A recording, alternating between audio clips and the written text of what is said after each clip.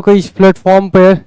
और आज हम लोग डिस्कस करेंगे भारतीय इतिहास और इंडियन हिस्ट्री की बात करें तो ज्यादातर जो प्रश्न आपसे पूछे जाते हैं आधुनिक भारत का इतिहास यानी मॉडर्न इंडिया से ज्यादातर प्रश्न पूछे जाते हैं और वहीं से हम क्लास की क्या करेंगे शुरुआत करेंगे और एकदम बिल्कुल बेसिक से शुरू करेंगे जहां से टॉपिक की शुरुआत होती है। पहला चैप्टर यूरोपीय कंपनियों का आगमन होता है, arrival of European companies in India, यूरोपीय कंपनियों का भारत में आगमन। और इसी यूरोपीय कंपनियों का भारत में आगमन के साथ ही हम क्या करेंगे क्लास की शुरुआत करेंगे। तो टॉपिक को मैंने पहले डिसाइड किया कि आज हमें डिस्कशन का पॉइंट क्या है, तो इसको मैं आपको पहले क्लियर करता हूं। टॉपिक रहेगा आपका, टॉपिक आज का रहेगा आधुनिक भारत का इतिहास। आधुनिक भारत का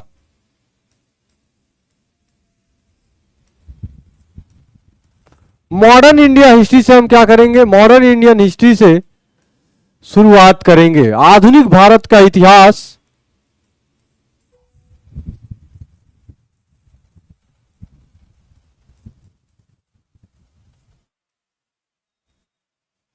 मॉडर्न इंडियन हिस्ट्री, एक सेकंड रुक जाइएगा। मॉडर्न इंडियन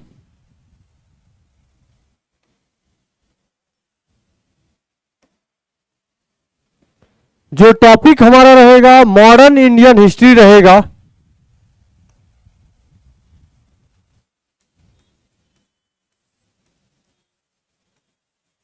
तो यहां से हमने डिस्कस का जो आज का जो इतिहास की श्रृंखला है उस इतिहास की श्रृंखला की शुरुआत मैं आपसे कर रहा हूं। और मॉडर्न इंडियन हिस्ट्री के साथ आधुनिक भारतीय इतिहास या आधुनिक भारत का इतिहास, यही बोला जाता है आधुनिक भारत का इतिहास या आधुनिक भारतीय इतिहास की हम बात करें तो इसमें पहला जो चैप्टर होता है, पहला चैप्टर आपका रहेगा, उस चैप्टर का नाम क्या रहेगा, वहीं से हम शुरुआत करेंगे क्लास का। पहला चैप्टर आपका रहेगा arrival of European companies in India, यूरोपीय कंपनियों का भारत में आगमन। तो आइएगा इसको मैं डिस्कस करता हूं। टॉपिक आपका अराइवल ऑफ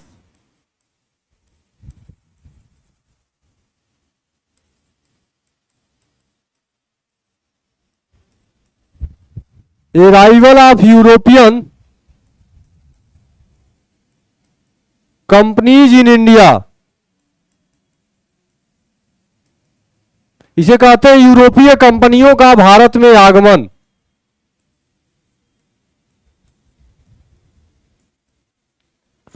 इसे कहा जाएगा यूरोपीय कंपनियों का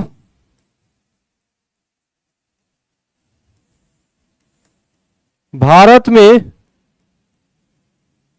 आगमन।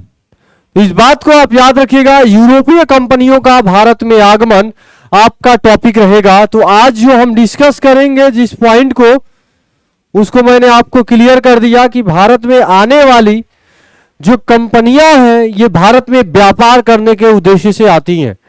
तो भारत में आने वाली कंपनियों का पूरा एक सीरीज सा है, लेकिन वो कौन कौन सी कंपनी कैसे आई, क्यों आई और कैसे ईस्ट इंडिया कंपनी ने भारत में जो है अपने शुरुआती जो दौर था वहां पर जो ट्रेड करने का जो दौर था, उस ट्रेड करने के दौर में ईस्ट इंडिया कंपनी कैसे मोनोपोली को स्थापित करती है। तो आज वास्तव में ईस्ट इंडिया कंपनी का मोनोपोली देखेंगे, एकाधिकार कैसे हुआ ईस्ट इंडिया कंपनी का भारत के व्यापार करने के क्रम में। तो व्यापार करने का क्रम आज हम निर्धारित करेंगे कि कैसे व्यापार करने कंपनी आई और कैसे इन्होंने क्या किया, भारत पर धीरे धीरे आगे जाकर के ये लोग कब्जा करेंगे, वो सेकंड टॉपिक रहेगा। लेकिन पहले फेज में जो है इन्होंने भारत में कैसे इस्टेब्लिश किया अपने आप को, इसकी चर्चा करेंगे। तो पहली जो कंपनी आई थी उस कंपनी का नाम था पुर्तगालीज। पहली जो कंपनी थी पुर्तगालीज थी, यानी पुर्तगाली कंपनी जिसे कहा जाता है। दूसरी जो कंपनी आई उस कंपनी का नाम था डच कंपनी, यह था आपका डच कंपनी। और तीसरी जो कंपनी आई उस कंपनी का नाम था east India company. East India company यानी कि अंग्रेज थे और यहां पे जो चौथी कंपनी भारत में आई उस कंपनी का नाम था डेनिश कंपनी।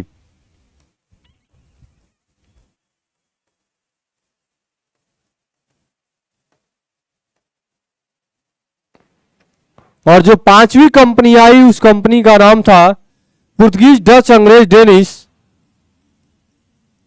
उस कंपनी का नाम था फ्रेंच कंपनी। ये साथियों जो क्रम आपका दिया गया है ये अराइवल का क्रम है, भारत पहुंचने का ये क्रम है, ये कंपनियों की स्थापना का क्रम नहीं है। याद रखिएगा, ये प्रश्न आपसे पूछा जाता है कि भारत आने वाली कंपनियों के क्रम को कई बार पूछा गया है और यहीं से आपका टॉपिक भी आपका स्टार्ट होता है। तो भारत आने वाली कंपनियों में पहली जो कंपनी भारत आई थी उस कंपनी का नाम था पुर्तगाली कंपनी। दूसरी जो कंपनी आई उस कंपनी का नाम था डच कंपनी। तीसरी जो कंपनी आई उस कंपनी का नाम था अंग्रेज। और चौथे नंबर पे जो कंपनी भारत में व्यापार करने आई उसका नाम था डेनिश। और पांचवें नंबर पे जो कंपनी भारत में व्यापार करने आई उस कंपनी का नाम था फ्रेंच कंपनी। तो इतनी बातें अगर क्लियर हो गई हो तो फिर मैं आगे चलूं। एक बार इन सारी बातों को आप क्या कर लीजिएगा, क्लियर कर लीजिएगा। मैं साइड हो गया हूं यहां पर। अब लिखिएगा अराइवल ऑफ यूरोपियन कंपनीज और यूरोपीय कंपनियों का भारत में आगमन का ये सीक्वेंस है जो आपसे कई बार परीक्षाओं में पूछा जाता है। और यहीं से मैं क्या करूंगा, टॉपिक की शुरुआत करूंगा। बेसिक रूप से मैं इससे जुड़ी हुई कुछ बातें हैं, इन कुछ जुड़ी हुई बातों को ही मैं आपसे आगे की तरफ लेकर के चलूंगा। तो पहले कंपनी है पुर्तगीज कंपनी और हेडिंग डालिएगा, आज का जो डिस्कशन का जो पॉइंट रहेगा वो रहेगा आपका पुर्तगीज कंपनी, या इसी को कहा जाएगा पुर्तगाली कंपनी।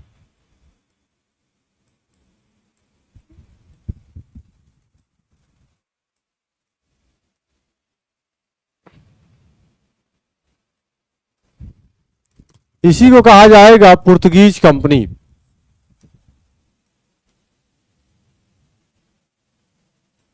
पुर्तगीज कंपनी यानी पुर्तगाली कंपनी कहा जाएगा। अब क्या है इसके अंतर्गत, मुद्दा क्या है, यहां पे हम चर्चा करेंगे। ये अगर मैप की बात करें, पहले मैप को ड्रॉ कर लेते हैं ताकि काफी बातें वहीं से मैप से ही क्लियर हो जाएगी। यहां पर अगर आपने मैप को देखा होगा, नहीं भी देखा होगा तो इन चीजों को क्लियर कर लीजिएगा। ये है आपका अफ्रीका का कॉन्टिनेंट,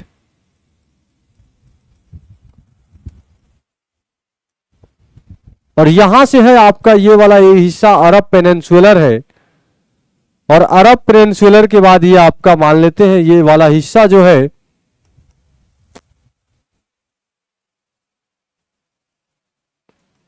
इंडिया है। और फिर इसके बाद ये हिस्सा आपका होते हुए इधर चला गया और ये आपका यूरोप कॉन्टिनेंट है। ये जो आप जो कॉन्टिनेंट आप यहां पे दिख रहे हैं ये अफ्रीका महाद्वीप है। ये क्या रहेगा, अफ्रीका महाद्वीप रहेगा। और यहां पर है आपका यूरोप।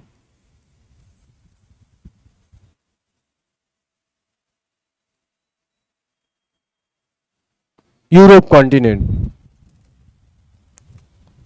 ये यूरोप महाद्वीप है। ये वाला हिस्सा जो है आपका यहां पर हरा कलर से ही लेते हैं, ये वाला हिस्सा आपका इंडिया है। इंडिया यानी कि भारत। अब इतनी बातें आपकी क्लियर हो गई होंगी। यहां जो यूरोप में आप देख रहे होंगे इस वाले हिस्सा में ये आपका भूमध्य सागर है।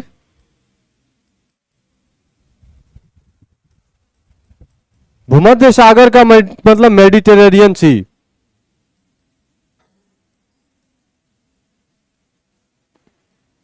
ये आपका रहेगा जिसे कहा जाएगा भूमध्य सागर। अब यहां पे आप देखोगे एक पार्ट, तो इस पार्ट पे आप यहां वाला हिस्से में एक देश मिलेगा जिसका नाम रहेगा पुर्तगाल, या इसी कहा जाता है पुर्तगीज।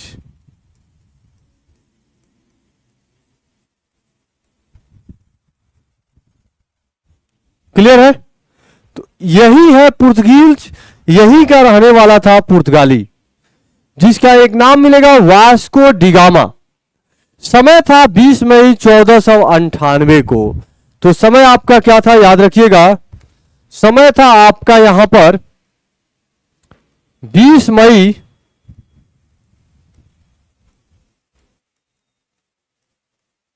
1498 को। तो 20 मई 1498 को जो है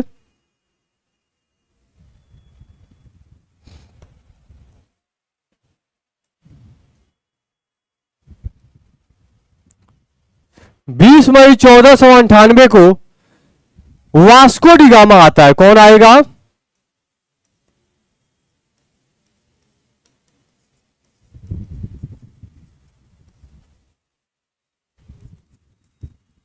इसे कहा जाएगा वास्को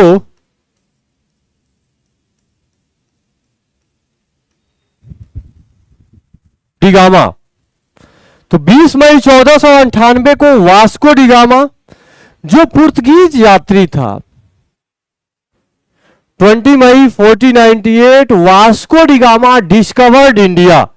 ये वही व्यक्ति है जो वास्को डी गामा है, 20 मई 1498 को ये भारत पहुंचता है, यानी भारत की खोज करता है। डिस्कवर्ड इंडिया, ऐसा नहीं है कि भारत पहले नहीं था, भारत था, लेकिन यह सी रूट के माध्यम से भारत में व्यापार करने के लिए आता है।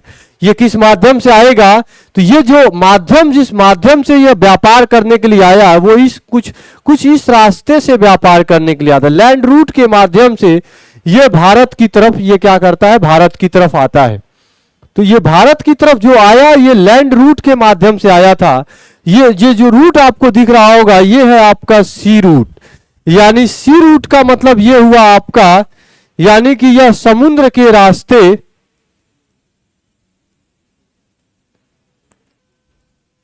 यानी कि यह जो है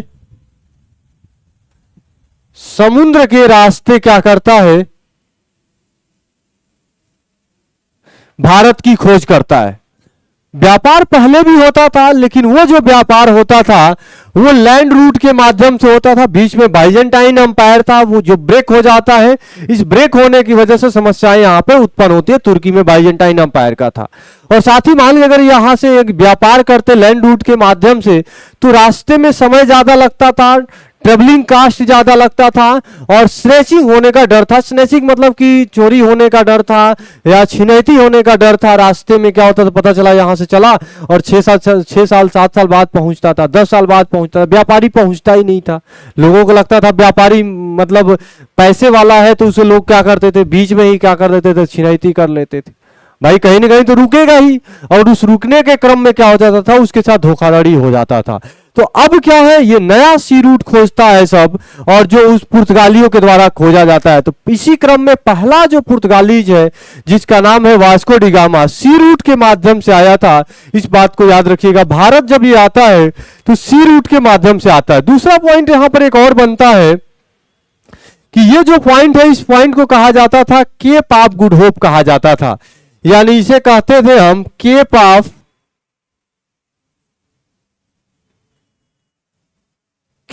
गुड होप कहा जाता था। इसकी कंपास की भी खोज होती है, और इस समय कहा जाता था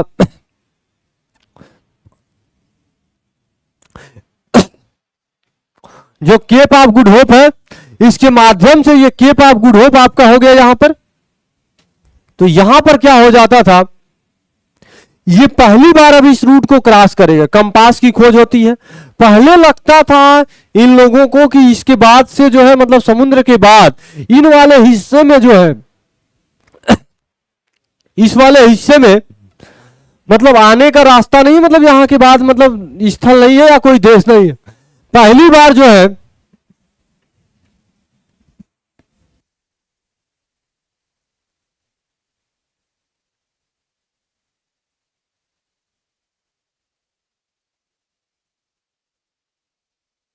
ये बात आप याद रखिएगा, केप ऑफ गुड होप। एक सेकंड थोड़ा सा रुक जाइए, मेरा गला थोड़ा सा फंस रहा है।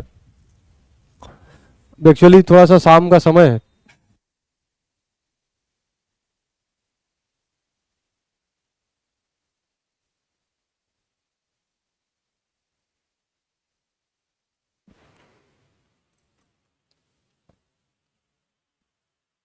चलिएगा, अब सही हो गया। तो यही है समुद्र के रास्ते, केप ऑफ गुड होप के रास्ते क्या करता है, भारत की खोज करता है।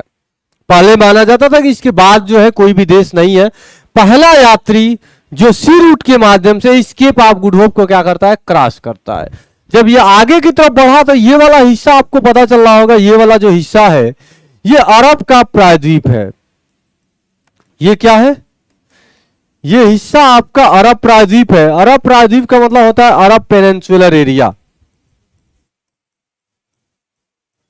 अरब का पेनिनसुलर एरिया, तो ये अरब प्रायद्वीप है। आल्दो यद्यपि कि अरब के जो व्यापारी थे, जाहिर सी बात है जब ये उसके क्षेत्र में जाएगा तो सबका अपना अपना क्षेत्र होता है। हाँ, यदि अरब के व्यापारियों ने रास्ते में इनका विरोध करना चाहा, अरब के व्यापारी जब ये केप ऑफ गुड होप को क्रॉस करके आए तो ये रास्ते में जो है यहां पर क्या किया जाता है, इनका बड़ा खतरनाक तरीके से अरब के व्यापारियों के द्वारा, जो अरब के जो मर्चेंट होते थे, उन्होंने इसका विरोध करना चाहा। फिर वही कहानी, मुझे अपनों ने लूटा, गैरों में कहां दम था, मेरी कश्ती ही वहां डूबी जहां पानी ही कम था। तो पहला जो व्यक्ति था, इस पहले व्यक्ति का नाम आपको यहां पर मिलता है, उसका नाम मिलेगा अब्दुल मजीद। यहां पे एक नाम मिलेगा, याद रखिएगा, जो गुजराती मर्चेंट था, ये गुजरात का एरिया भी है, मैंने आपको मैप में दिखलाया है। गुजराती जो मर्चेंट है, उस गुजराती मर्चेंट का नाम मिलेगा, उसका नाम क्या रहेगा? गुजराती मर्चेंट का जो नाम रहेगा उसका नाम मिलेगा अब्दुल मजीद। असिस्टेड बाय द अब्दुल मजीद, यानी अब्दुल मजीद की सहायता से, असिस्टेड बाय द अब्दुल मजीद, जो गुजराती मर्चेंट है अब्दुल मजीद उसको हेल्प करता है, उसी की सहायता से ये केरल के कालीकट पे पहुंचता है। कहां पे पहुंचेगा? Reach the Kerala Calicut. याद रखिएगा ये पॉइंट जो है, यही मेन पॉइंट है। यहां पर क्या करता है, ये कालीकट है या कैलीकट कहा जाता है, ये कैलीकट या कहा जाता है कालीकट। ये एक्चुअली कालीकट या जो कैलीकट है ये आपका रहेगा केरल में रहेगा। कहां रहेगा? ये जो एरिया है ये केरल रहेगा। तो ये केरल का जो हिस्सा है, केरल के कैलीकट में क्या करता है, ये पहुंचता है। और जब केरल के कैलीकट पे पहुंचा, अब्दुल मजीद उसको लेकर पहुंचा, यानी मतलब जब उसकी सहायता किया, तो उसके बाद जब ये केरल के कैलीकट पे पहुंचा तो वहां पर एक हिंदू रूलर था। उस हिंदू रूलर का नाम मिलता है जमोरीन। क्या नाम मिलेगा? तो यहां पर इसको भी चलते चलते याद रखिएगा, हिंदू रूलर है। क्या मैंने बोला? हिंदू रूलर जिसका नाम मिलेगा जमोरीन। तो हिंदू रूलर जमोरीन क्या करता है, यहां पर इनका स्वागत करता है, यानी वेलकम करता है। हम भारतीयों की कमी भी है, जब नई नवेली दुल्हन आती है तो बड़ा अच्छा से क्या करते हैं, उसका स्वागत किया जाता है। फिर बाद में क्या कहानी होती है वो आपको भी पता है, हमें भी पता है, और वही हुआ यहां पर। तो इतनी बात आपको अगर समझ में आ गई हो तो फिर मैं आगे की तरफ लेकर के चलूं। बहरहाल मैंने पहला पॉइंट आपको केवल इतनी बताई है कि वास्को डिगामा 20 मई 1498 को केप ऑफ गुड होप के रास्ते भारत की खोज करता है और केरल के कालीकट पहुंचता है। रास्ते में अरब के व्यापारियों ने उसका विरोध करना चाहा, यद्यपि रास्ते में अरब के व्यापारियों ने विरोध किया, परंतु अब्दुल मजीद की सहायता से यह केरल के कालीकट, याद रखिएगा केरल के कालीकट में पहुंचता है, जहां का हिंदू शासक जमोरीन ने क्या किया, इसका स्वागत किया। तो are you getting my point? यहां तक अगर आपकी बात क्लियर हो गई हो तो पहला पॉइंट मैंने आपको डिस्कस किया, पुर्तगाली कंपनी। याद रखिएगा इन 20 मई 1498 पुर्तगीज मर्चेंट कह सकते हैं, Vasco da Gama discovered India via the Cape of Good Hope, assisted by the Abdul Majid, reach the Calicut in Kerala where Hindu ruler Zamorin welcomed him. Although the Arab traders present here and wanted to oppose him, यद्यपि कि अरब के व्यापारी वहां पर, या देर कह सकते हैं देर, वहां पर उपस्थित अरब के व्यापारियों ने इनका विरोध करना चाहा। इसके बाद फाइनली जो है कैसे वास्को डिगामा भारत पहुंचा है, ये पूरी कहानी मैंने आपको यहां पर बता दिया है। वास्को डिगामा भारत की खोज करता है और यहीं पे वो आगे कभी पढ़ेंगे, एमसीक्यू में आपको मिलेगा। तो स्पेन यहीं पे मिलेगा आपको। स्पेन का रहने वाला था कोलंबस, और उस कोलंबस ने उस कोलंबस ने अमेरिका की खोज किया। तो कैसे ये पूरा प्रोसेस था, अमेरिका की खोज किसने किया, आगे मिलेगा न्यूजीलैंड की खोज किसने किया। तो ये सब प्रश्न कई बार पूछे जाते हैं, लेकिन उस पर हम ना जाकर के इस टॉपिक को हम पहले लेंगे जहां से आपका इस चैप्टर का, यानी पहले चैप्टर की पहली बुनियाद की पहला पॉइंट आपका जहां से निर्धारित होता है। तो इतनी बातें आपको क्लियर हुआ या नहीं हुआ, फिर मैं आगे की तरफ लेकर के चलूं। यहां पर मैंने पहुंचा दिया है पहला व्यक्ति जिसका नाम रहेगा पुर्तगीज, और पुर्तगीज का पहला व्यक्ति आपका भारत पहुंच चुका। अब क्या होगा यहां से, अब याद रखिएगा एक्चुअली होगा क्या, ये व्यापार करने के लिए आया था। वास्तव में वास्को डिगामा जब भारत आया तो ये लोग व्यापार करने के उद्देश्य से आए थे। एक्चुअली हुआ क्या कि मान लीजिए यहां से अगर ये लोग कोई सामान खरीदते थे और 1 रुपए का अगर सामान था वो, तो अगर 1 रुपए का सामान को यहां से खरीद करके, खास तौर से ब्लैक पेपर को इन्होंने खरीदा। ब्लैक पेपर कहे तो इसका मतलब होता है, ब्लैक पेपर का मतलब होता है काली मिर्च जिसे कहा जाता है। क्या कहते हैं इसको, इसको कहते हैं काली मिर्च। और इस काली मिर्च या स्पाइसेस कहा जाए, काली मिर्च को अगर 1 रुपए में यहां पे खरीद रहे थे, तो यही ब्लैक पेपर को यहां पर ले जाकर के ये काली मिर्च को जो है ये लगभग जो है यहां पर 60 टाइम्स ज्यादा प्रॉफिट पर बेच रहे थे। अब सोचिएगा 60 टाइम्स लिखेगा या 60% कह सकते हैं, more than 60% profit earn by the Portuguese traders. पुर्तगाली के व्यापारियों के द्वारा 60% से भी ज्यादा जो लाभ है यह ब्लैक पेपर यानी स्पाइसेस से क्या किया गया, यहां पर कमाया गया। तो ये सारी बातें आपको क्लियर हो गई, यानी कि मसालों के व्यापार से 60% से भी ज्यादा की लाभ कमाया। अब सोचिए कि जब कोई व्यक्ति भारत में आए व्यापार करने के लिए और 1 रुपए का सामान खरीदेगा, और ये भी वो सामान है, काली मिर्च ये वो सामान है जो वजन में हल्की है और दाम में महंगी है। तो ये वो सामान खरीद रहा है जो वजन में हल्की है, दाम में महंगी है, और यहां से उसका प्रॉफिट की अगर बात करें तो 60 टाइम से भी ज्यादा प्रॉफिट है। अब बताइए, अब जब यहां से एक सा सामान जो 60% से ज्यादा लाभ कमा रहा है, उसके पीछे रीजन भी क्या है। जैसे ये ठंडा प्रदेश है, आपने ज्योग्राफी पढ़ा होगा तो आपको पता होगा कि ये जो पूरा एरिया है आपका, ये आपका जो ठंडे प्रदेश है, और यहाँ पर ज्यादातर जैसे मांस वगैरह को प्रिजर्व करने के लिए, आपको पता ही होगा स्वाद कितना बढ़िया होता है जब उस मांस में थोड़ा सा चटपटा मसाला लगा दिया जाता है। तो मांस में जब चटपटा मसाला लगा देंगे, वैसे भी ठंडे प्रदेशों में मांस को 1 दिन 2 दिन तक तो नॉर्मली लोग क्या करते हैं, यूज करते हैं। तो मसाले, ये भारत के मसाले बड़ी फेमस हुआ करते थे। इस मसाले को जब लेकर के गए, स्वाद में अच्छे थे, नंबर 1 क्वालिटी के मसाले थे, और अंग्रेजों के लिए नहीं, पहले तो पुर्तगालियों के लिए क्या हुआ, ये लाभदायक साबित हुआ। जब ये लाभ कमाएगा तो अन्य कंपनियां भी तो आएंगी।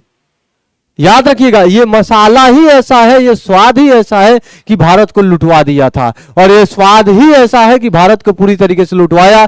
जैसे पुर्तगालियों को लाभ मिला, धीरे धीरे करके डच कंपनी आएगी, अंग्रेज आएंगे, डेनिश आएगी, और फ्रेंच कंपनी आएगी। ये पूरा सा एक सीक्वेंस रहेगा जहां से ये पूरी की पूरी कहानी हमें देखने को मिलती है। अब आइएगा अगला पॉइंट आपसे क्या बनता है। अब अगला पॉइंट बनता है पुर्तगीज का 2 बातें हमें याद रखना है, और ये दोनों बातें हमें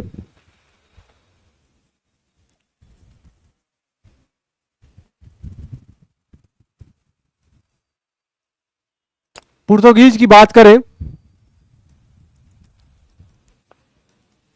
अगर पुर्तगालियों की बात करें, यहां पर 2 बातें हमें समझना है। एक नाम आता है एल्मीडा, 3 है वैसे, 2 ही पूछा जाता है। याद रखिएगा, इसे कहते हैं फ्रांसिस्को डी एल्मीडा मिलेगा नाम, या मैं लिख रहा हूं यहां पर डी एल्मीडा, यहां पर मैं क्या लिख रहा हूं, डी एल्मीडा या फ्रांसिस्को एल्मीडा कहा जाता है। ये जो डी एल्मीडा था आपका, फ्रांसिस्को डी एल्मीडा, ये पुर्तगाल। अब देखिएगा यहां पे कहानी क्या, भाई देखो ऐसा तो है नहीं कि यहां का राजा जो है या यहां का शासक है सीधे उठेगा और यहां पर आकर के शासन करने लगेगा केरल या भारत के क्षेत्रों में। ये क्या करेगा, अपने बिहाफ पर यहाँ के जगह पे, भाई राजा तो आके, भाई प्रधानमंत्री नरेंद्र मोदी ऐसा तो संभव नहीं है कि दिल्ली की भी गद्दी को संभाले और बिहार की भी गद्दी को संभाले, तो अपना वहां पे असिस्टेंट रख देंगे या अपनी पार्टी का किसी दूसरे नेता को रख देंगे। ऐसे ही अंग्रेजों ने, ऐसे ही पुर्तगालियों ने क्या किया, अपना एक असिस्टेंट रख दिया यहाँ के कि वो क्या करेगा, यहाँ पर सारा सिस्टम को देखेगा। तो अब 1500 की बात है, आगे चल करके 1505 में यहाँ पे पुर्तगालियों ने अपना पहला जो है गवर्नर नियुक्त किया। गवर्नर मतलब वो गवर्न करने का कार्य करेगा, उनका पूरा सिस्टम जो देखने का कार्य करेगा वो यही रहेगा। तो आता है ये पहला, ये याद रखिएगा, डी एल्मीडा जो है आपका, ये फर्स्ट गवर्नर है, याद रखिएगा, ये फर्स्ट गवर्नर है, ये फर्स्ट गवर्नर है किसका, फर्स्ट गवर्नर ऑफ पुर्तगीज, ये पुर्तगीज का यानी पुर्तगालियों का जो है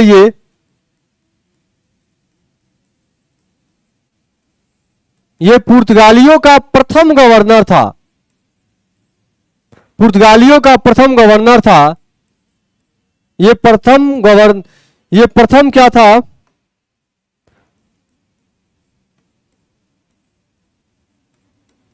याद रखिए, यही कह रहा, the first governor of Portuguese was de एल्मीडा।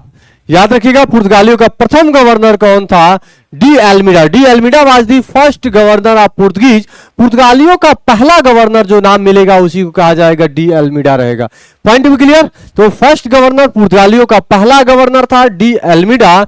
जो भारत आता है, केम इन इंडिया, ये जो भारत आया, केम इन इंडिया इन 1505, जो 1505 में, जो 1505 में भारत आया। क्लियर हुआ कि नहीं हुआ? याद रखिएगा, first governor of Portuguese was Almeida, came in India in 1505। Date भी पूछा जाता है, यह भी बात आपको याद रखना है, डेट भी पूछ। और ये बड़ा चतुर था, इसने एक पॉलिसी दिया, इसने कहा कि अगर हमने सी रूट को डिस्कवर कर लिया है तो क्यों ना हम ऐसा करें कि इससे जो व्यापार होगा, मान लीजिए कि जो अब तो व्यापार धीरे धीरे होगा सी रूट के माध्यम से, तो इसने कहा क्यों ना हम इस सी रूट पर हम कंट्रोल कर लें। और इस सी रूट पर कंट्रोल करने के लिए इसने एक पॉलिसी दिया। उस पॉलिसी को कहा जाता है ब्लू वाटर पॉलिसी कहा जाता है, यानी समुद्री नौसैनिक नियंत्रण की नीति कहा जाता है। Gave the policy of blue water policy, या gave the policy blue water policy, और इसे कहते हैं समुद्री नौसैनिक नियंत्रण की नीति, या टू कंट्रोल सी रूट कहा जाता है। ये इसी को क्या करता है, इस पॉलिसी को देता है, ताकि इससे अब टैक्स जो होगा पुर्तगालियों को प्राप्त होगा, जो भी इसके माध्यम से सी रूट के माध्यम से व्यापार करेगा। तो याद रखिएगा, इसने क्या किया, गेव द पॉलिसी, इसने एक क्या किया, एक पॉलिसी दिया, और उसी पॉलिसी को आप क्या करिएगा, याद रखिएगा, gave the blue water policy. इसे क्या कहेंगे, gave the blue water policy. इसने क्या किया, ब्लू वाटर पॉलिसी दिया। क्या किया इसने, इसे बोलते हैं ब्लू वाटर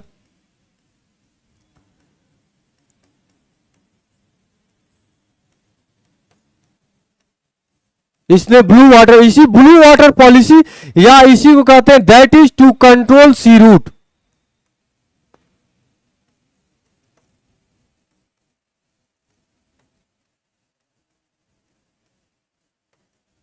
इसी को बोलते हैं समुद्री नौसैनिक या नौसैनिक नियंत्रण की नीति।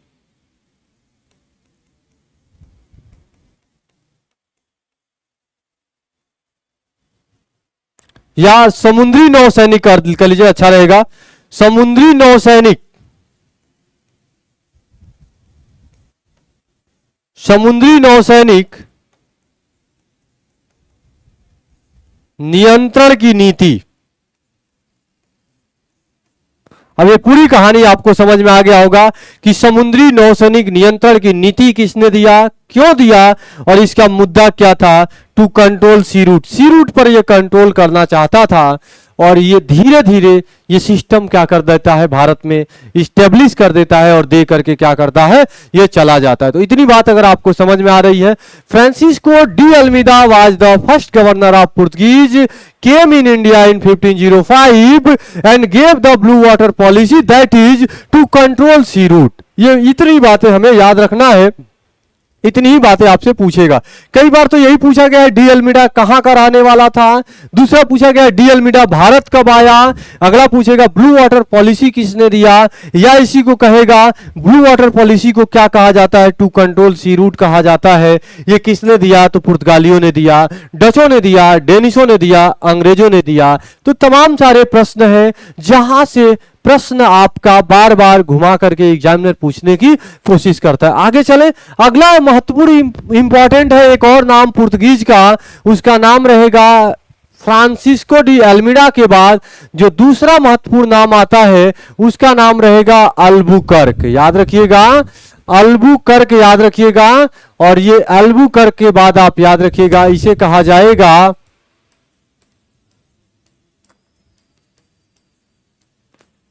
अल्बुकर्क कहा जाएगा।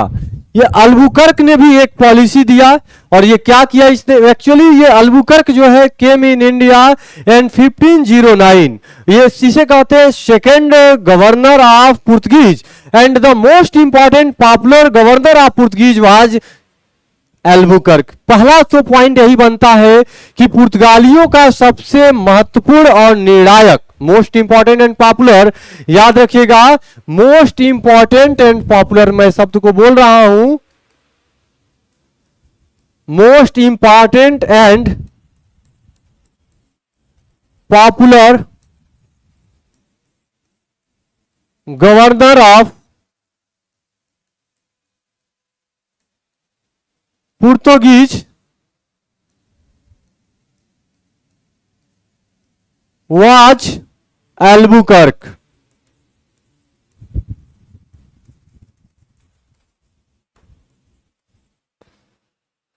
पुर्तगाली सबसे महत्वपूर्ण और निर्णायक पुर्तगालियों का गवर्नर अल्बुकर्क था।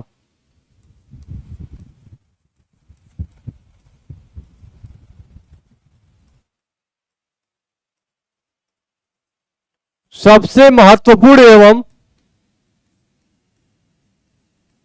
निर्णायक गवर्नर पुर्तगालियों का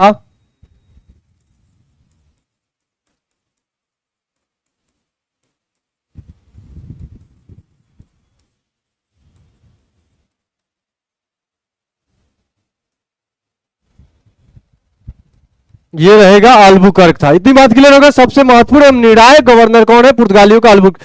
इसे कहते हैं सेकेंड गवर्नर ऑफ पुर्तगीज, पुर्तगालियों का दूसरा गवर्नर था, लिख लीजिएगा सेकेंड गवर्नर ऑफ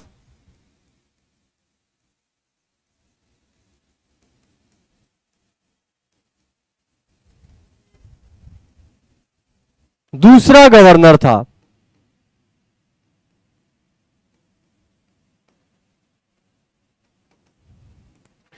इसी को कहते हैं रियल फाउंडर भी कहा, इसको वास्तविक संस्थापक कहा जाता है।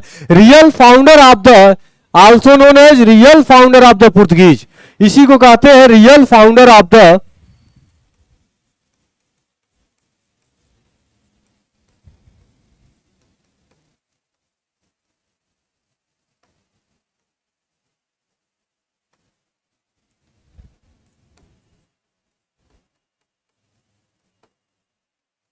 पुर्तगालियों का वास्तविक संस्थापक था।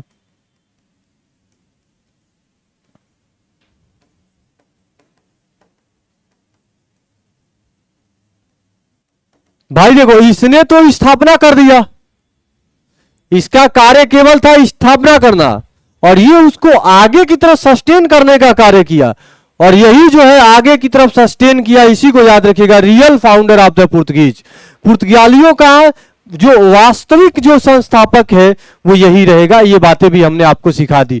ये दो तीन बातें आपको याद रखिएगा, मोस्ट इंपॉर्टेंट पॉपुलर गवर्नर या second governor of Portuguese and real founder of the Portuguese. अब रियल क्यों कहेंगे, प्रश्न तो यही बनता है साहब, रियल क्यों कहा जाएगा? तो इसके पीछे की कहानी है और कैसा है, तीन बातें महत्वपूर्ण है और इन तीन बातों को ही हमें क्या करना रहेगा, यहां पर बेसिकली रूप से हमें समझना रहेगा। आइएगा, तीन वो कौन कौन सी बातें हैं? तो अल्बुकर्क का तीन महत्वपूर्ण स्टेप था और यही आपको यहां पर समझना है। अल्बुकर्क का यहां पर जो है ये तीन महत्वपूर्ण, यानी अल्बुकर्क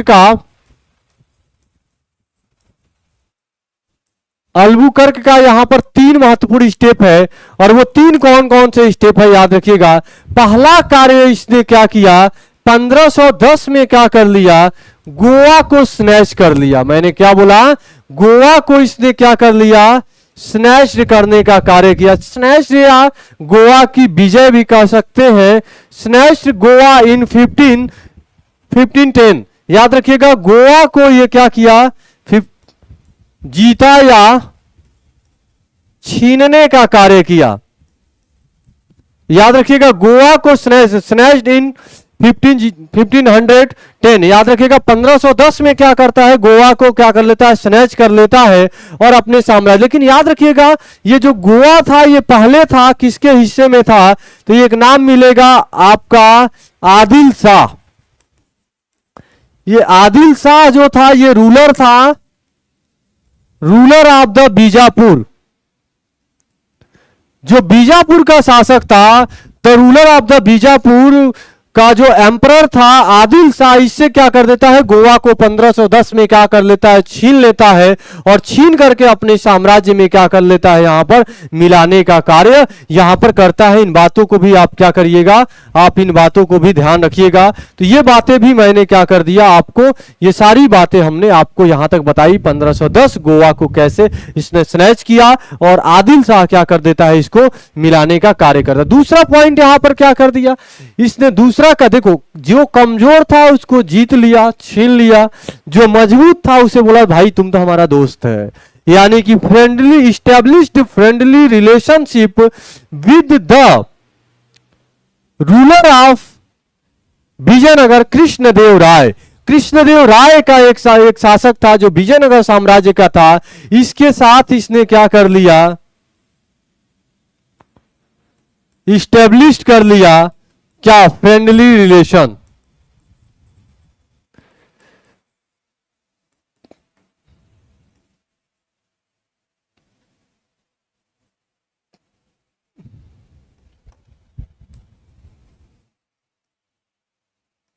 फ्रेंडली रिलेशनशिप बना दिया कृष्णदेव राय के साथ, लिख लीजिएगा, कृष्णदेव राय। कृष्णदेव राय जो कहां का था, विजयनगर का था। विजयनगर बहमनी गोलकुंडा आपने नाम सुना होगा, ये यही का था। विजयनगर का जो विजयनगर जो एम्परर है, जो साम्राज्य था वहीं का ये क्या था, शासक था। इसके साथ इसने फ्रेंडली रिलेशन बना दिया। और अगला कार्य इसने क्या किया वो भी बड़ा इंपॉर्टेंट है और वही महत्वपूर्ण बात भी है। तीसरा क्या कह दिया इसने, marital, to promote marital relation in India, या इंडियन वुमेन्स के साथ, भारतीय महिलाओं के साथ वैवाहिक संबंध। कहा तुम सब बहुत बदमाश है, हर बार क्या करता है, हर 4 महीने बाद तुम सब क्या करता है ना, कि हर 4 महीने बाद तुमको अपनी पत्नी की और बीबी की, बाल बच्चों की याद आती है, तो तुम लोग क्या करता है, यहां से भाग जाएगा कहां, पुर्तगाल में, फिर 4 महीने बाद जाएगा, फिर 2 महीने बाद आएगा, तो ऐसे तो मामला चलता नहीं रहेगा। तो इसने बोला ऐसा करो ना, तुम भारत की महिलाओं से ही क्या कर लो, शादी कर लो। तो promoted marital relation to Indian womens, भारतीय महिलाओं के साथ क्या किया, वैवाहिक संबंध को बढ़ावा दिया। ये भी बात आप याद रखिएगा, प्रमोटेड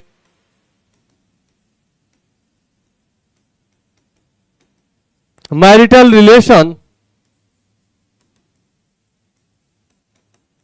विद इंडियन वुमेन। इसने भारतीय महिलाओं के साथ वैवाहिक संबंध को बढ़ावा दिया। इसने सती प्रथा पर भी कई कार्य किया था, सती प्रथा को भी मतलब रोकने का प्रयास किया था। तो ये भी प्रश्न कई बार पूछा जाता है लेकिन उतना इंपॉर्टेंट नहीं है। इतनी बात आप याद रखिएगा। अल्बुकर्क, हाँ, ये आया कब था इस बात को भी आप याद रखिएगा, ये 1509 में आया था भारत, ये भी आप याद रखिएगा। केम इन इंडिया इन 1509, याद रखिएगा, केम इन इंडिया इन 1509। 1509 में एल्बुकर्क जो है ये भारत आता है और he was the second governor of the Portuguese and the real founder of the Portuguese came in India. First of all in 1510 Goa snatch to Goa from the ruler of Bijapur Adil Shah. Adil Shah से क्या करता था, स्नैच कर ले, establish friendly relationship with the Vijayanagar emperor Krishnadeva Raya के साथ and promoted marital relation with Indian womens. Bharat की महिलाओं के साथ इसने क्या किया, वैवाहिक संबंधों को बढ़ावा दिया। ये पूरी की पूरी कहानी जो है यहां तक मैंने आपको समझाया। फिर इसके बाद ये बातें आपको याद रखिएगा, तो ये दो बातें आपको मैंने अभी का दौर में क्या किया, आपको सिखाया, पुर्तगाली और पुर्तगाली भारत में आए। अगला प्रश्न बनता है, पुर्तगालियों का भारत में क्या कंट्रीब्यूशन था और पुर्तगालियों ने क्या यहां से फायदा उठाया। तो एक बात तो याद रखिएगा, more than 60% profit earn with the trade off black pepper. तो ये पॉइंट भी आप याद रखिएगा। अगला पॉइंट यहां पर लिख लीजिएगा, पुर्तगालियों को लाभ किससे मिला, तो सबसे ज्यादा इनको जो प्रॉफिट किससे हुआ था, ये भी आप याद रखिएगा। सबसे ज्यादा जो इनको प्रॉफिट हुआ यानी सबसे ज्यादा लाभ हुआ, ये पॉइंट भी आपको याद रखिएगा। More than 60% profit earn with more than 50% profit जो है अर्नड विथ ब्लैक पेपर, अर्थात काली मिर्च के व्यापार से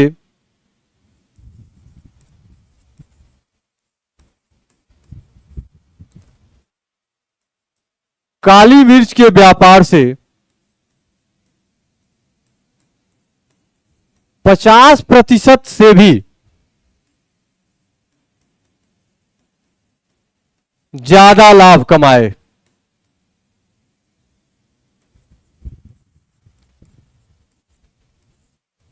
समझ में आया?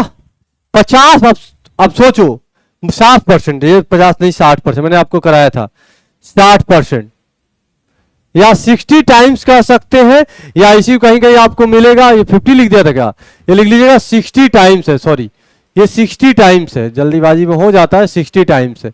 अब सोचिए, मैंने शुरू में बताया था 60% से ज्यादा लाभ कमा रहे हैं। ऐसा सामान वजन में भी कम है, दाम में भी ज्यादा है और टिकाऊ भी है। टिकाऊ का मतलब कि काली मिर्च खराब कहां होता है, मसाले खराब कहां होते हैं, आप रख दीजिए उसको 4 महीने 6 महीने तो आराम से चलेगा। इस ना भाई कच्चे माल का व्यापार नहीं है, इसको कह सकते हैं पक्के सामानों का व्यापार करते थे ये लोग, ताकि लंबे समय तक चल भी सके और प्रॉफिटेबल भी हो।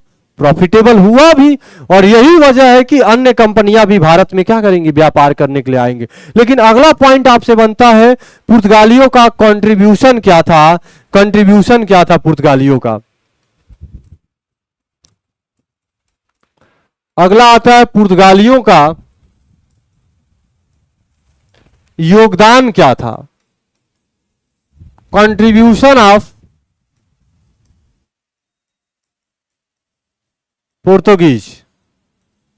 पुर्तगालियों का योगदान क्या था।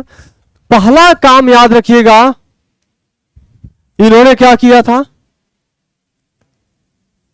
प्रिंटिंग प्रेस का इन्होंने क्या किया, इन्वेंशन किया, आविष्कार किया। तो पहला याद रखिएगा, प्रिंटिंग प्रेस का invention of printing press, printing press का इन्होंने क्या किया, आविष्कार किया। जो प्रिंटिंग प्रेस आपको दिख रहा है, ये इन्हीं का क्या है, किया गया आविष्कार है, प्रिंटिंग प्रेस का आविष्कार किया। अगला है cultivation of tobacco.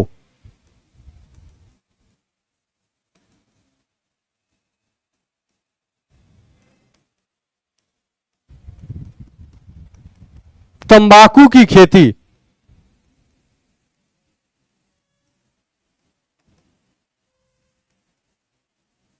Red chilli, लाल मिर्च की खेती भी इन्हीं का देन था। यह भी पूछा जाता है, लाल जो आपका लाल मिर्च जो है आपका, ये लाल मिर्च की खेती भी इन्हीं का देन था। तो ये कंट्रीब्यूशन है पुर्तगालियों का, प्रिंटिंग प्रेस का आविष्कार, तंबाकू की खेती, देखो कितना होशियार है सब, हमारे यहां से मसाला लेके जा रहा है और भारतीयों को नशा सिखा रहा है। वही हाल है, पड़ोसी के बच्चे को बिगाड़ना है, पड़ोसी के बच्चे को बिगाड़ना है तो उसे अफीम नशा, अफीम के लिए अंग्रेज फिर आए थे, बिहार को पूरा अफीम का क्षेत्र बना दिया था सब। तो ये तंबाकू की खेती, लाल मिर्च की खेती, ये सारी चीजें अंग्रेजों ने भारत में दे गया। जितना अवगुण है अंग्रेज भारतीयों को दे करके चले गए, और जो अच्छा सामान था वो भारत से अंग्रेज या पुर्तगाली अब धीरे धीरे अपने तरफ लेकर के जाएंगे। तो यहां तक के टॉपिक को हम लोगों ने डिस्कस किया। तो यहां तक की बातें अगर आपकी क्लियर हो गई, अब तो अगर बात करेंगे तो काफी लंबा लग जाएगा, क्योंकि इसके पीछे लॉजिक ये है कि मान के चलिए कि अभी पहला टॉपिक मैंने केवल बताया है पुर्तगाली कंपनियों का, और इस पुर्तगाली कंपनियों का पहला टॉपिक ही मैंने करा पाया आपके पुर्तगाली कंपनी। तो याद रखिएगा ये सारी बातें हमने आपको सिखाया, बताया। पहला चैप्टर था आधुनिक भारत का इतिहास, और इस आधुनिक भारत के इतिहास में मॉडर्न इंडियन हिस्ट्री का पहला टॉपिक मैंने लिया यूरोपीय कंपनियों का आगमन। अभी केवल एक ही चैप्टर मैं आपको पढ़ा पाया हूं, अभी इसमें अभी डच भी है। अब चूंकि मैं पढ़ाऊंगा तो मतलब मान के चले 45 से 50 मिनट की क्लास अभी और लगेगी, तो इसलिए थोड़ा सा उतना लंबा नहीं हो पाएगा। तो इसलिए अब यहीं पर हम क्या करेंगे, अपनी क्लास को रोकेंगे। बहरहाल पुर्तगाली मैंने करा दिया है, डच में भी समय लगता है, 15-20 मिनट का टॉपिक है, और मान के चले ईस्ट इंडिया कंपनी भी आपका लगभग जो है आधे घंटे की टॉपिक है, और ये आपका डेनिश 10-15 मिनट का है। और फिर मतलब कहने का मतलब है 45 से 50 मिनट की क्लास अभी और लगेगी, मतलब कंटिन्यू 2 घंटे का क्लास ले पाना थोड़ा मुश्किल होता है ऑनलाइन में। तो यहां तक की बातें हमने आपको क्या किया, आपको यहां तक बातें हमने सिखाई। तो यहां तक की बातों में कहीं भी किसी भी प्रकार का कहीं भी कोई भी समस्या होगा तो जरूर बताइएगा। बहरहाल कहीं कोई समस्या नहीं होगी। क्लास कैसी है एक बार कमेंट सेशन में जरूर बताइएगा। साथियों, मैं आप लोगों को इस प्लेटफॉर्म पर ऑफलाइन में, बेसिकली रूप से ऑफलाइन में, मैं आपको इकोनॉमी जो आपके बैंकिंग सेक्टर का होता है उसको देखता हूं, और एसएससी वाले पार्ट में खास तौर पे आपको इतिहास के पार्ट में मैं आपको ऑफलाइन में मिलूंगा। तो इतिहास और आपका यहां पर आप देख सकते हैं, आप यहां पर आप इकोनॉमी के साथ, तो इकोनॉमी की भी मैंने क्लासेस आपको 4-5 क्लासेस दिया हुआ है, साथ ही साथ आपकी इकोनॉमी और आपका यहाँ पे हिस्ट्री की दोनों की पैरेलल क्लासेस आपको बीच बीच में हम क्या करते रहेंगे, प्रोवाइड करते रहेंगे। और ऑफलाइन भी क्या कर सकते हैं, लक्ष्मी नगर ब्रांच जो है आपको पता ही होगा, दिल्ली मुखर्जी नगर के बाद बड़ा फेमस जगह, बड़ा प्यारा सा जगह है, आप यहाँ पर क्या कर सकते हैं, विजिट कर सकते हैं। तो आज की जो हमारी क्लास है उसको यहीं पर रोकेंगे साथियों, और याद रखिएगा इसको थोड़ा सा तैयारी करने के दिशा में थोड़ा सा बेहतरीन अंदाज में पढ़िए। देखो तैयारी के दिशा में मैं बार बार बताता हूं, पढ़ना तो बहुत कुछ है लेकिन कितना पढ़ना है ये बड़ा जरूरी है। और सिलेबस पढ़ेंगे तो पढ़ते रह जाएंगे, खत्म ही नहीं होता है कभी। तो जो चुनिंदा पॉइंट है जहां से प्रश्न बनते हैं उनको आप विशेष रूप से ध्यान दीजिए, और वहीं पर जो होता है एक मेंटर की भूमिका या कोचिंग संस्थाओं की भूमिका महत्वपूर्ण हो जाती है। तो चलिए हम आपके साथ जुड़े हुए हैं और आपके साथ लंबा रहेंगे, और आज के लिए इतना ही रोकते हैं। Thank you, bye bye, take care.